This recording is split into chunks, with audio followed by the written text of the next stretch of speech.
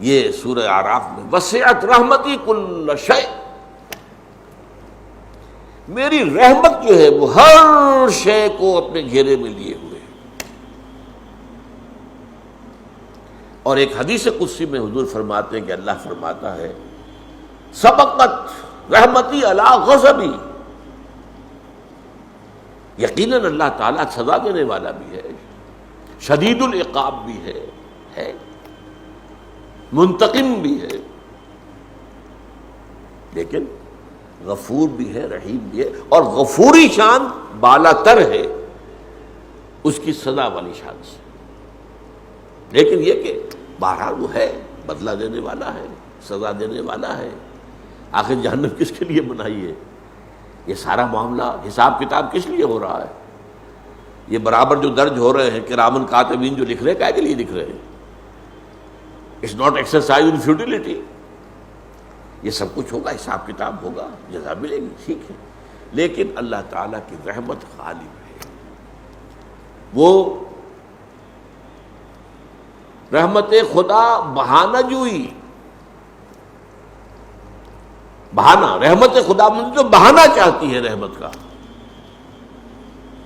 اور ایک اور اس کا مفہوم لیا گیا بہا نہ جوئی، بہا اس کی قیمت، اللہ کی رحمت جو ہے وہ اپنی قیمت نہیں چاہتی، بہا نہ جوئی۔ اس اعتبار سے یہ جو ہے منطق پر بالا تر ہے اللہ کی رحمت، اسی لیے قرآن مجید میں 4 جگہ آیا ہے وَهُوَ أَرْحَمُ الرَّاحِمِينَ، وہ تمام رحم کرنے والوں سے بڑھ کر رحم کرنے والا ہے۔ حضور نے ایک دفعہ صحابہ کو بتایا، سوچو تم، کوئی ماں کبھی چاہے گی کہ اس کے بچے کو آگ میں ڈال دیا جائے؟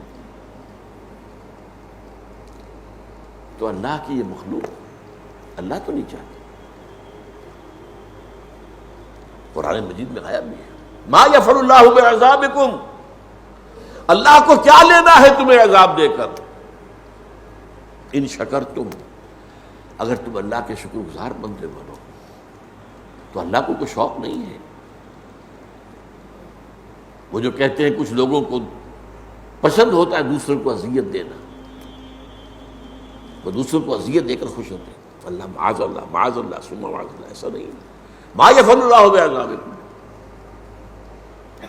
تو رحمت خدا بندی بہانہ نہیں جوید، وہ تو بہانہ چاہتی ہے، کوئی نہ کوئی بات ہو، بنیاد ہو تو رحمت آ جائے گی۔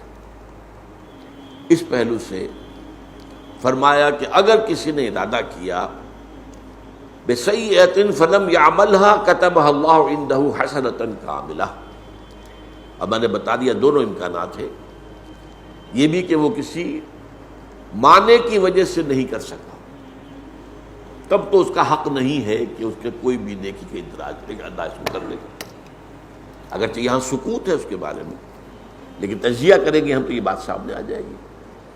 اور اگر واقعی اس کے نیکی کا، اس نے بدی کا ارادہ کیا تھا لیکن پھر خود ہی کچھ اندرونی اس کے اندر جو کشاکش تو رہتی ہے نا، خیر و شر کی کشاکش تو ہمارے اندر رہتی ہے،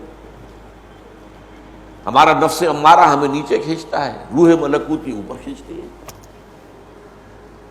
یہ تو میں نے آپ کو کئی دفعہ بتایا ہے کہ میں فرائڈ کا، جس کا ذکر میں نے کیا، خواب، اسے پتا کیا خواب کس چیز کا نام ہے؟ وہ صرف وہ نفسانی خوابوں کا تجزیہ کرتا ہے، ملکوتی خواب کا اسے پتہ ہی نہیں، سچا خواب کس کو کہتے ہیں اسے پتہ ہی نہیں۔ لیکن یہ کہ اس شخص کی ایک اعتبار سے میں بہت قائل ہوں اس کی ذہانت کا، اس نے انسان کی اندرونی کیفیت کے 3 درجے معین کیے، اور میں حیران ہوں، یہی 3 درجے ہیں جو قرآن بیان کرتا ہے۔ ایک سب سے نیچے جو ہے نفس امارہ، حیوانی جبلتیں، اینیمل انسٹنکٹس۔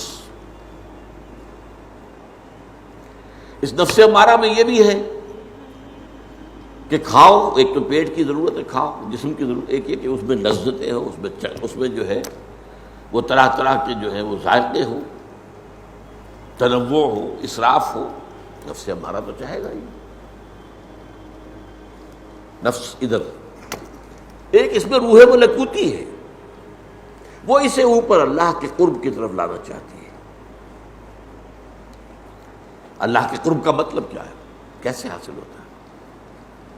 جو مقصود ہے تصوف کا، قرب خداوند، اس کے دو مرحلے، دو مراتب ہیں جو قرآن حدیث میں بیان ہوئے، جو حدیث اگلی جو ہم پڑھیں گے۔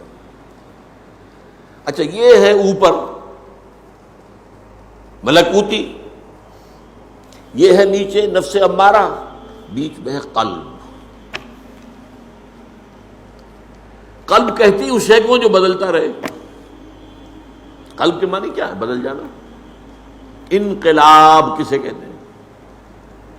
نظام بدل جائے، بادشاہی نظام ختم، جمہوری نظام آ گیا، فرینچ ریولوشن۔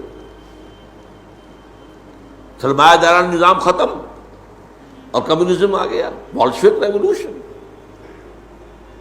شہنشاہ ایران کی حکومت ختم، مولوی جو ان کے علماء ہیں ان کی حکومت آ گئی، چینج، انقلاب۔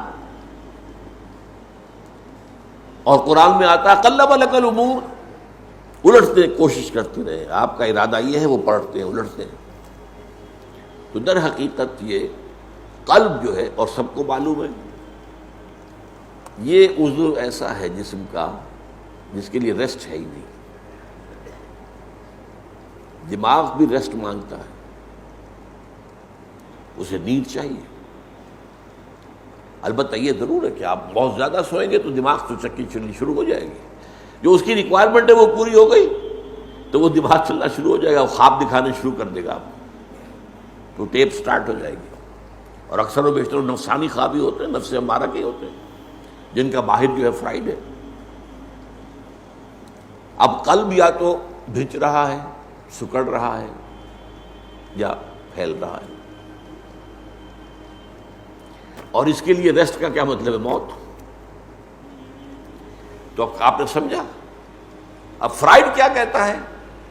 نمبر نیچے کا جو ہے وہ ہے اڈ یا لیبیڈو، انسان میں جو حیوانی تقاضے ہیں اور حیوانی جو اس کے وہ انسٹنکٹس ہیں، جبلتیں ہیں، اور اس کے اوپر جس کو ہم قلب کہتے ہیں وہ ایگو کہتا ہے، ایگو خودی، اور جو اوپر روح ہے اس کو نہیں پہچان سکا یہ کس شے کا نام ہے صحیح اوپر کوئی اور چیز، وہ کہتا ہے اس کو سپر ایگو،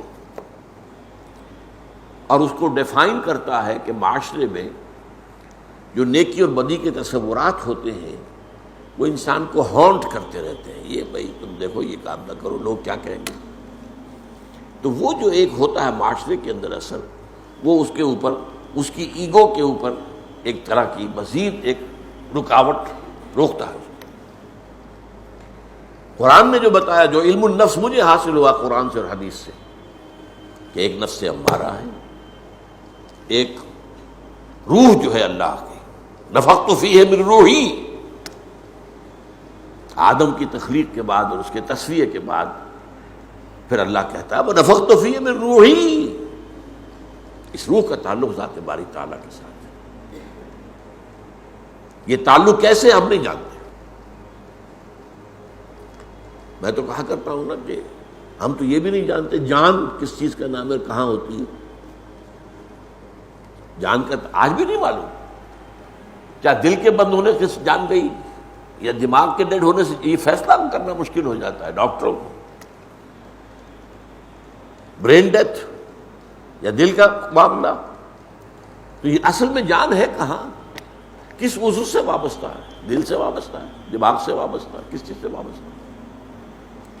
اسی طرح روح کے بارے میں ہم کیا سمجھیں گے؟ روح تو زندگی سے کہیں زیادہ لطیف تر شے ہے۔ یہ زندگی تو حیوانی فینومینن ہے، this life, this is animal life, جیسے اور کتے میں ہے، بلے میں ہے، بیل میں ہے، بکرے میں ہے، سب جانے ہیں، اور گھاس کے تنکے میں بھی ہے، اگر وہ اپنی جڑ کے ساتھ جڑا ہوا ہو تو اس میں بھی لائف ہے، نباتاتی لائف اور بایولوجیکل جو ہے حیواناتی لائف۔ لیکن روح کا تعلق جو ہے اتصال بے تکیف بے قیاس، ہست رب الناس را با جان ناس، ایک اتصال ہے، لیکن اس اتصال کی کیفیت کو ہم نہیں جان سکتے۔